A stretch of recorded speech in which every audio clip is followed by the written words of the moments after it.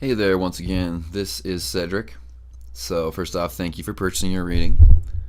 I do a lot of readings, so I apologize for not remembering, but I do believe we've done readings before. So, thank you once again, and welcome back. If not, then I'm sorry. Maybe I'm thinking of somebody else. But so, let's get to your questions here. So, you want to know, is Miles going to marry you? Or is he seeing someone else?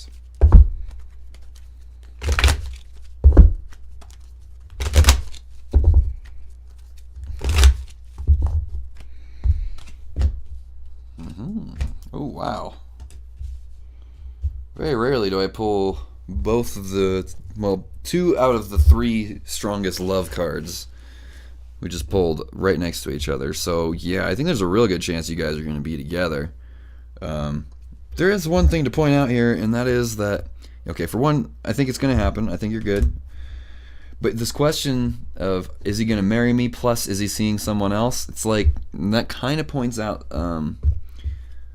a bit of a pattern where you may have a tendency to maybe throw some snakes in your own path, so to speak, here. And what I mean by that is that maybe there is a tendency to jump to the worst conclusion at certain points in time when it comes to relationships. It's like, why would you want to marry a person who you are simultaneously suspecting is seeing someone else? That doesn't make much sense, and I think when you think about it, it probably doesn't make a lot of sense to you either. And I think that it's because it's a kind of a subconscious push.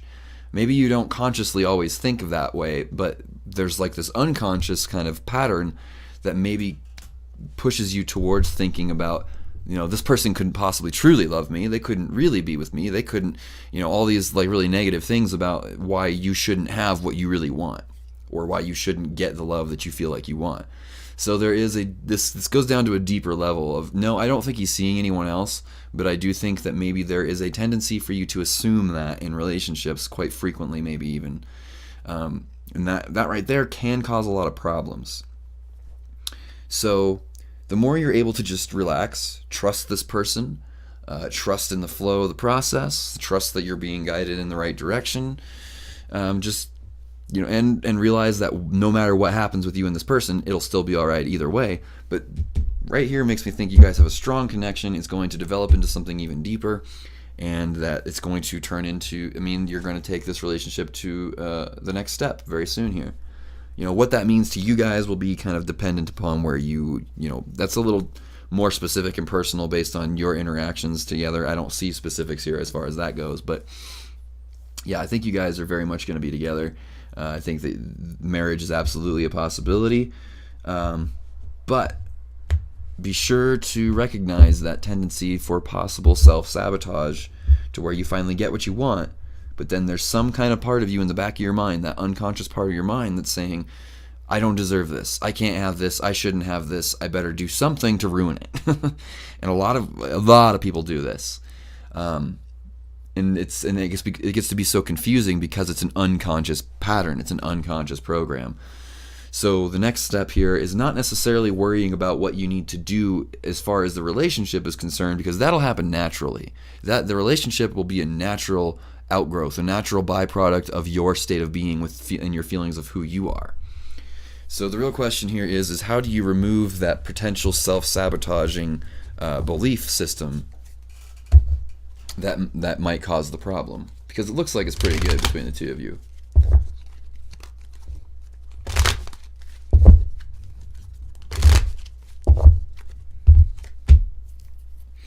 Finding balance. Okay. Aha. Okay. Yeah. So it may not seem directly connected, but it really is. So this idea of getting in this emotional state of working on yourself and changing your own sense of self-worth, because that's what it really boils down to. Changing your sense of deservingness to have love, to have the relationship you want. And that, like I said, it doesn't seem connected, but it is. There needs to be a certain sense of drive and direction in your life. Creatively, not just in the sense of, I have a job and I make ends meet and I get by and that's my life and I live my life and just that's that. What are you doing? What makes you feel satisfied? What makes you feel like what can you do that makes you feel like you're doing what you're supposed to? Not based on what everybody else thinks you should do, but what do you deep down feel like? What are you supposed to be doing? And by supposed to, I mean, what could you be doing that would make you feel happier that you're not taking action on? What is your passion? What is your skill? What is the thing you love to do? And I'm sure I've mentioned this probably before. If you've done readings with me before, I've probably mentioned this because I talk about it constantly. Because it's the key to everything. Having that sense of passion, driving the chariot, having something to balance your urges and desires versus your reason and logic, having something to balance yourself out toward as a goal. So it's like you have this goal in the future, you have this idea, and it's not even a goal of like, I need to accomplish this and make this much money and all that. It's a goal of like, I want to do this, I want to work on this and take action on this because I love it, because I love to do it. Whether it's art or writing or cooking or knitting or running or whatever your thing is. It doesn't have to be a creative like skill, like the typical things people think of as creativity. Creativity to me is a state of being. It's not a thing you do. The thing you do is a natural outgrowth of that state of creativity, that state of being that you're in, a state of being creative. You're creating something. You're making something happen. And through doing that, your own particular brand of that, whatever it is that you like to do, and chances are you've probably done it in the past. Maybe when you were younger, you had a hobby or a skill you love to take action on, something creative you like to work on.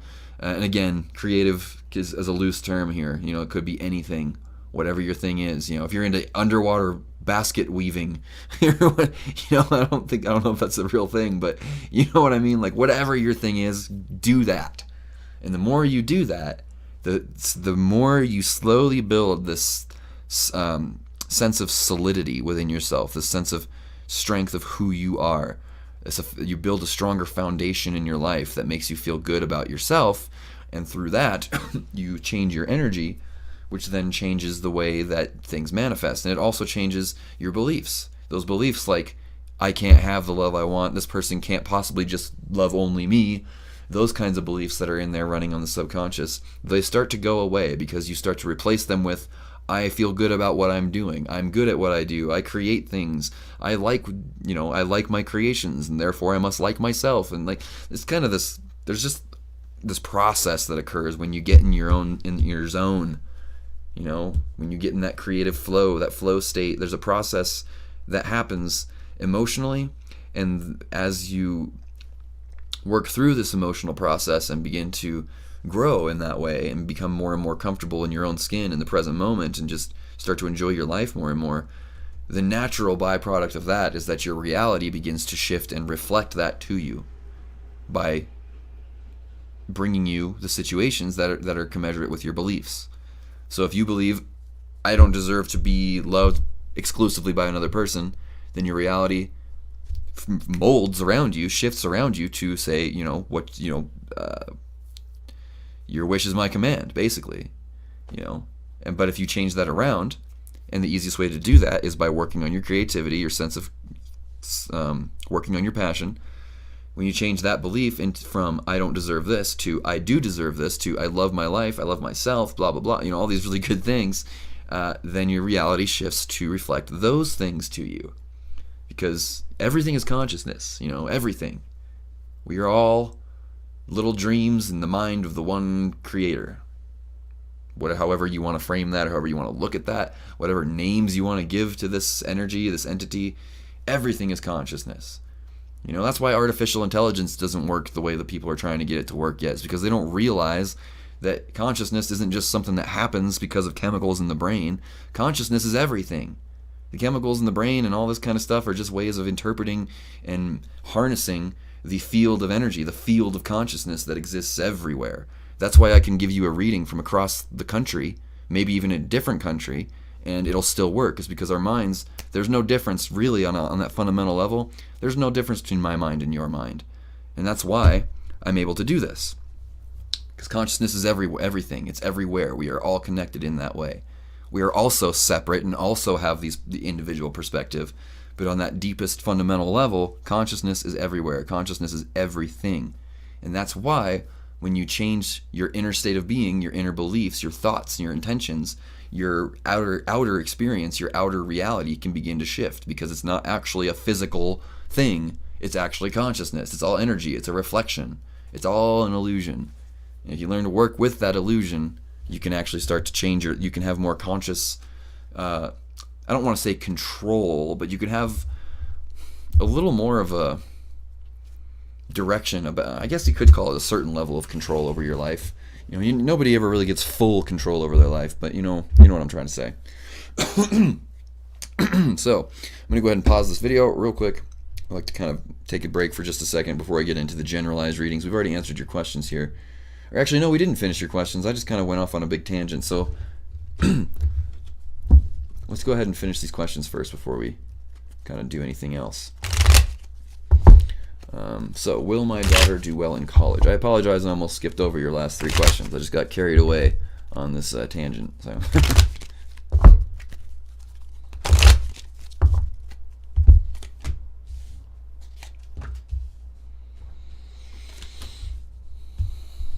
So yeah, I think she'll do well in college. There may be a realization that the thing she thinks she wants to do right now might not be it. So she might change her major at some point, I think, and have a lot of hesitance around that. But I think she'll discover, maybe there's something in college that's not necessarily what she's going for now, that she's more passionate about, and then she'll go for that. And you may even find that she starts to act on her passion around the same time that you do. Because, you're connected like that, especially, but besides what we were just talking about earlier on that kind of metaphysical, like everything is one kind of level, mothers and daughters have a deeper connection like that too. On that more surface level, kind of like we are still separate, we are one, but we are also separate. And through that separation, that experience of separation, this connection through the mother and daughter kind of thing is very powerful. I think that makes sense. I don't know if I'm explaining that very well, but I think you get what I'm trying to say, hopefully. So she'll do well as soon as she decides to go for what she loves, what she wants, and not just what seems like it might be the best, most logical, rational idea. Because she's probably going to start to feel a little bit like, maybe there's something not lining up with what I'm doing right now. And then something comes up and she's like, maybe I actually would rather do this. Maybe this is more exciting to me. And then she starts to go for that. Things start to line up just the way that I was telling you they will for you. And I feel like you're both probably going to figure this out around the same time. You're both going to start changing your perspective towards taking action on things you love, and creating that hobby, that passion, that like really digging into the present moment through a creative project of some kind. You'll probably both kind of figure this out around the same time and see that your lives begin to improve almost side by side. So that'll be interesting to watch, I'm sure. Should I make changes in my life? If so, what needs to change? I think we've kind of talked. It's kind of what we've been talking about, but let's pull some cards to kind of reiterate.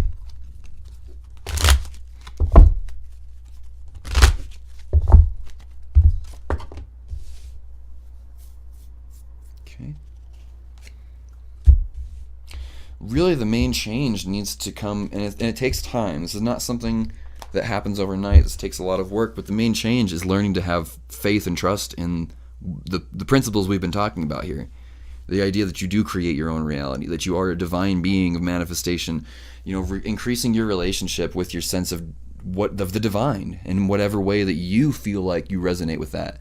If you like to go to church and pray to Jesus, go for it. If you like to, if you're a Hindu, do that. If you like to just meditate in your bedroom, do that. If you like to burn candles to your spirit guides and angels, do that. Whatever your thing is, whatever you need to do, whatever your method of connecting with the higher aspects of yourself, do that. That's what needs to change. Because the more you're able to take on this sort of spiritually and metaphysically oriented view, which does take time, it takes a little while for these things to really take root. And you got to kind of work on it and work on like affirmations and, watch YouTube and listen to videos like this, get readings, read about things like astrology and tarot and the esoterics and meditate, like really immerse yourself in that realm of things to try to understand your role as a being of consciousness. That's the main thing that needs to change, because that's really how you make changes in life, is by changing yourself, changing your perspective, changing your beliefs, changing your feelings, changing the things that you like to take action on, and not necessarily just the actions, but the motivation behind those actions, the intentions. The more you shift your mind, the more your reality begins to shift. And the more you understand that, the quicker those shifts can become. Until you get to a certain point where, like, almost every time you have, I mean, it can get kind of ridiculous for some people. I've met some people to where, everybody's manifesting their own reality, but I've met people to where they'll manifest things to such a crazy degree. Hanging out with them is almost stressful because, things just get so crazy around them, and there's just always this synchronicities and coincidences happening all around them. Some people, it happens in a positive way, some people not so much, but the more you dig into this, the more you begin to have the responsibility to work on your own inner state of being, to be an inner managed kind of person, because you start to manifest negative situations by having negative thoughts, which we already do anyways. But the stronger you get with this, it's a double-edged sword, because the stronger your mind becomes, the stronger your ability to manifest and influence your reality becomes, and so the greater your responsibility to stay centered and calm and grounded in the present becomes. So anyways, that's about it. It's not about changing things on the physical level first. You change things on that foundational metaphysical level first, and then the physical changes kind of happen naturally. So will you ever be wealthy? So I guess the short answer to your last question, should you make changes in your life? If so, what needs to change? Have more faith. Just trust that things are going to be okay. Trust that things are moving in the right direction for you all the time, and that life is happening for you and not to you. That's the main thing to try to change. Anyways, will you ever be wealthy?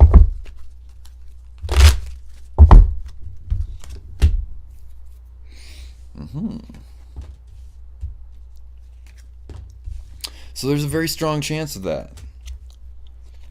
Let's see here. But again, this is not through you winning the lottery or making some, hardcore business move that's going to make you rich overnight, or you're going through a process of aligning with yourself, your true desires, finding out what you really want. What really makes you happy? And you're undergoing this process now already. And the more you're able to just ground yourself and let go of the thinking, stop the mental blah, blah, blah every once in a while, maybe start a meditation practice, doing 15, 20 minutes a day or so, of just learning to just kind of be quiet with yourself. Because the main thing that's preventing you from finding that wealth is mainly anxiety. You get ideas and thoughts and beliefs and worries about your finances and about your future. And because of those fears motivate you to take action on things that may not actually be the things that your higher self is trying to guide you towards. It's like your ego takes over and you're like, oh crap, I better do this or else, So that's acting out of like fear-based motivation rather than acting out of like joy-based inspiration.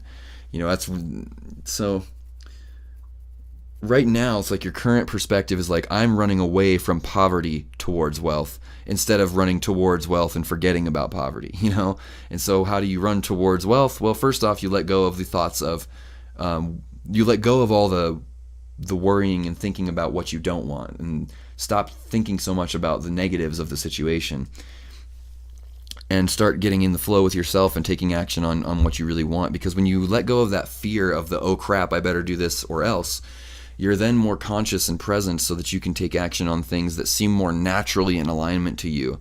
And that's when life seems to just kind of things start to just kind of fall out of the sky almost. And you're like, oh wow, this is actually something I've always wanted, or maybe I wanted and didn't even know that I wanted, because guess what? Your higher self is a lot smarter than you are, and it knows what you want better than you do. The problem is we get all worked up and get in the way and don't let it, and start stepping on our higher self's toes. And it's like our ego just tries to control things, and when you do that, you get out of alignment with that higher self, and the higher self can no longer guide you towards the decisions and the actions that are actually going to bring you to what you really want. It's like there's a force in the universe that is constantly trying to get you to embrace what you really want, like on the deepest level that you don't even know about. But we get so freaked out about that we take action and start doing things that get us in trouble. And then eventually those things fall apart, and the thing that we were supposed to wait for ends up happening anyways, after we end up giving up on the other thing that we're trying to work on in frustration. Does that make sense? I don't know. That's kind of I know I go on these kind of long tangents sometimes, but hopefully it's helpful. So yes, you can be wealthy, but it's like you have to let go of the fear and that drive towards money, money, money, or else you'll never get it, because the thing that's going to get you to that money, you're only going to take action on that thing when you're in a state of presence, being happy with where you're at, contentment, being able to be conscious and just content with the present moment is such a powerful thing. So much more powerful than what most people consider to be quote unquote discipline. You know, forcing yourself to wake up at 4 o'clock in the morning to do this and this and this and this, and trying to mechanically force your reality to be exactly the way that you think it should be. Sometimes people can manage to do that, usually not. And then when they give up and then something actually works out in the way they want it anyways, they try to play it off like that was what they were trying to do in the first place. But anyways, I feel like I'm kind of starting to ramble here a little bit, so I'm going to pause this video now, grab some water, we'll come back and pull a few more cards and do a general reading and see just kind of what comes up from here. Alright, so now that we've answered your questions that you asked specifically, I've had my drink of water, we're back. Let's do a generalized reading. Now, I have no idea what's going to come up here. We're not going to ask any questions. I'm just going to pull cards and I'm going to read them off and tell you what they say. More often than not, these types of readings turn more into more like spiritual teachings of some kind, because we've already kind of applied or addressed the main questions that you had. So let's just see what comes up here.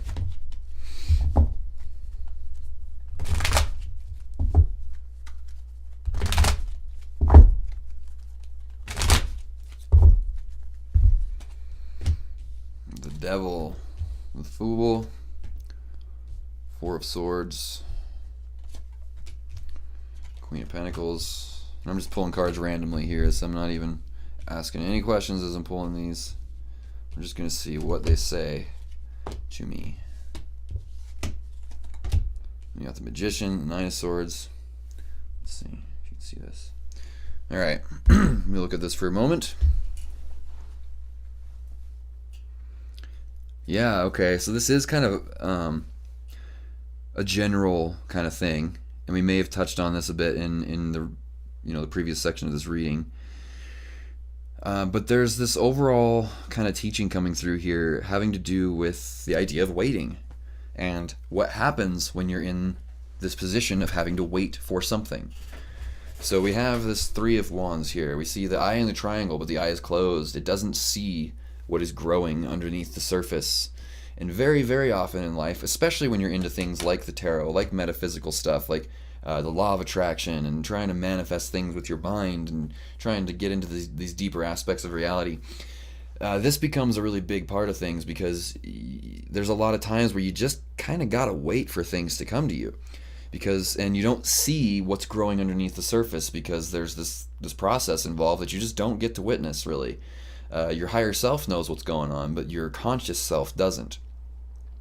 So we find ourselves in this position quite frequently. In fact, very often that's what draws people into getting readings in the first place, is they're waiting on something. There's something about the future that they don't feel certain about, or there's something about themselves. There's something they're not seeing. And very often the natural reaction to that, especially in our modern society, is the devil here. Fear, control, manipulation, trying to manipulate the world, trying to take this perspective of trying to... It's like when you could also talk about this representing the idea of like a scarcity kind of based mindset, getting into that kind of scarcity based thinking before things show up, which then causes this fear, which then causes one to kind of maybe revert to less than wholesome tactics to getting what one wants. Doing things that are maybe a little less respectable than possible than you could be, or perhaps, and we all fall subject to this. The devil does have to do with temptation, fear, anxiety, control, manipulation. It's kind of hard to see in the camera here, but we see two people here underneath this devil character. They're both wearing these masks like they're blinded, but one of them's kind of smiling, taking his mask off, showing how he's holding the chains over this other person. Trying to get one up on other people, being afraid that we're not going to get what we want, that there's not enough of whatever it is that we're after in life, which then causes this kind of behavior, usually, unless you do this kind of inner work and recognize this.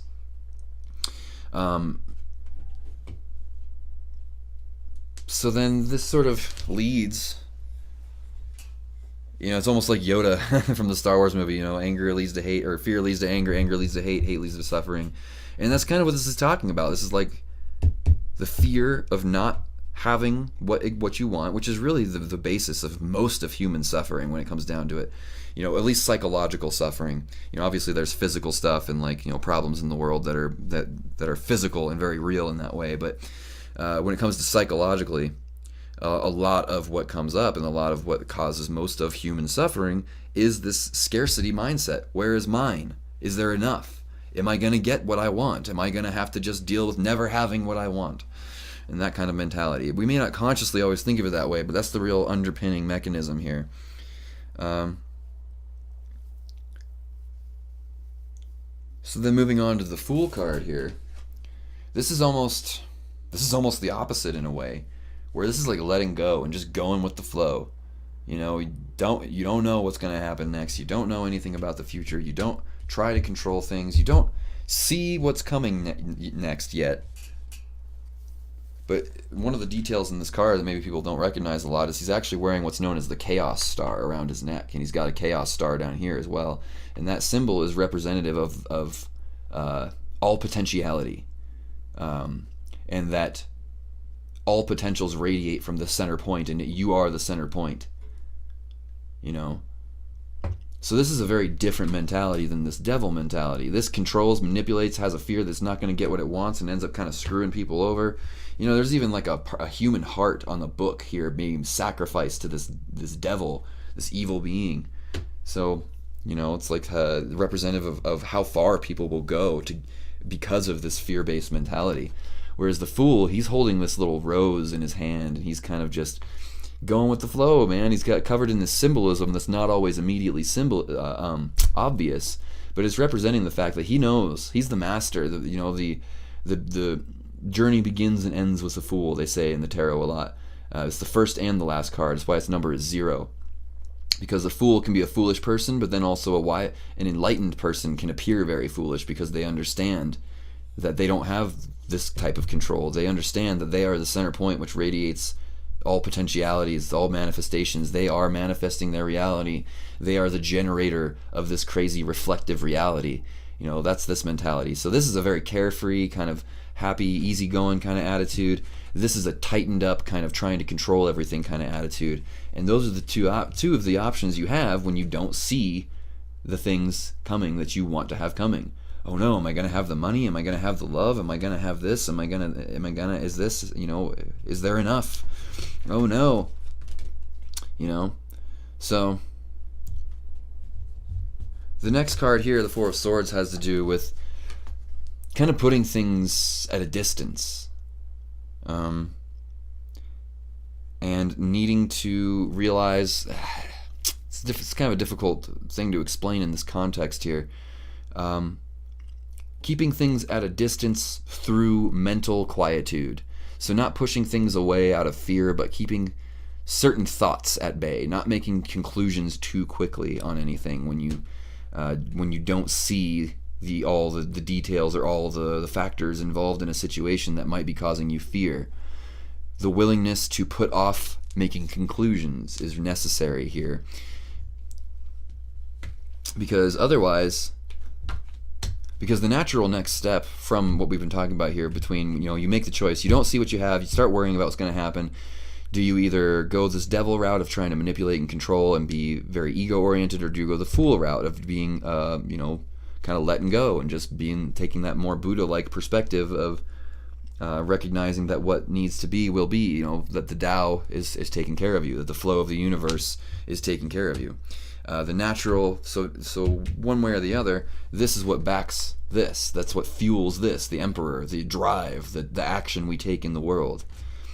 And you can you can take action based out of either one of these types of mentalities, and the results you get in your life are very different when you use this kind of one energy or the other. So if you take action like this Emperor does, the Emperor is the go-getter. He's a very self-motivated, self-driven person. And so if this self-motivated, driven person is backed up by this devil energy, he's going to build something that essentially just creates more fear and anxiety. more worries, and kind of digs this trench deeper of being like, oh crap, I better, now that I've done this, I got to do this and this and this and this endless list of things you have to manage and try to control. But and then eventually it builds a tower. We didn't pull the tower card here, but that's what that does. It builds up a tower that eventually crumbles because it's built on shaky foundations based on fear, manipulation, and unseemly tactics. But if you take the opposite approach and you take action, you use this emperor type energy backed up by the fool here, by that kind of, like I said, like more like an enlightened almost type of energy of just letting go of fear and just trusting in your higher self, trusting in the higher aspect of yourself to guide you forward. That helps you build something magical, like the magician. That is the way of the magician. There's two very different ways of being that can look very similar to the external viewer. But the quality of attention that you're putting into your actions is what really determines whether or not your manifestations have any sort of staying power, whether they're actually grounded in reality well enough to actually be able to sustain you and be able to last. Because anything that's created through this is temporary. I mean, everything's temporary anyways, but when you create things out of fear, your foundations, it's like the things that you create don't last as long. And it's kind of weird how far that actually goes. I mean, you can even look at works of art from people who have lived a long time ago, and the ones who were into alchemy and the ones who were into really trying to live an upstanding life as far as spiritually and as far as their own internal experience of life, their works of art have lasted through the ages. Look at the Buddha. He's one of the oldest spiritual teachers that still people talk about and teach, and those teachings are still taught today, because he was the fool. He was doing the right things. He was in the flow. He understood that flow of life. He understood what we're talking about here, and his teachings will have lasted over 5,000 years, whereas other people have done plenty of things based on fear, and they've been completely forgotten. Their works of art, their teachings, their whatever they've created, boom, poof, gone in a puff of smoke in the course of history. And you'll see that over and over again. The people who take this kind of nasty tactics, their reign, their power is always temporary, and their effects in the world are also temporary. They're usually nasty and devastating, but they're still temporary. Whereas the effects of this energy are long-lasting and beneficial. And so, anyways, this is kind of just an overall outline of how to handle this perspective shift of going from an ego-based, fear-based reality into an inspiration-based, kind of love-based reality. And when I say love, I'm not talking about just like romantic love. It's that love of just the feeling that comes in when you let go of fear, essentially, when you embrace the present moment. When you embrace the stillness, love is the natural consequence, is the natural feeling that comes up. So you're in a transition. You're learning to change your way of approaching life. But it may look the same to a lot of people from the external perspective. Enlightenment is not always obvious, and that is what we're talking about. Not enlightenment in the sense that you just become enlightened and that's it, and then your work is done here forever. But enlightenment into coming into this enlightened perspective of recognizing that reality is a reflection. Everything is consciousness, and you are manifesting your reality in every moment. Everyone is so good at it that they don't even know they're doing it. Every single human being on the planet is a magician. Every thought is what was the saying? Every thought is a spell, every word is a prayer. Maybe it was the other way around. Every word is a spell, every thought is a prayer. There we go. Every word is a spell, every thought is a prayer. So everybody's doing magic all the time. And the magician is somebody who knows that and learns how to do it on purpose. And that's where you're going right now, is you're learning to become more conscious of your real power as a divine creative being. And there is a lot of learning involved with that.